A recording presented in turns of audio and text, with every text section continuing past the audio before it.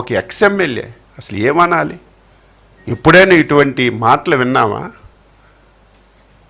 చిత్తూరు జిల్లా పలమనేరు ఎక్స్ఎమ్మెల్యే వెంకటేష్ గౌడ్.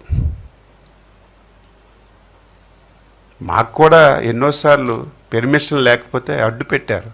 నాకు అడ్డు పెట్టి తీసుకెళ్ళి తెలిపారు, నీకు పెర్మిషన్ లేదు అయ్యా, నువ్వు ఆగంటే 5 సంవత్సరాలు ప్రాతినిధ్యం వహించినటువంటి ఒక ఎమ్మెల్యే ఒక డిఎస్పిని రఫా కోసియండి అని కార్యకర్తలకు రెచ్చగొడితే ఇంకా లా అండ్ ఆర్డర్ ఎక్కడుంటుంది? ఈ సమస్య ఎవరు లా అండ్ ఆర్డర్ కాపాడవలసిన వాళ్ళు ఎవరు?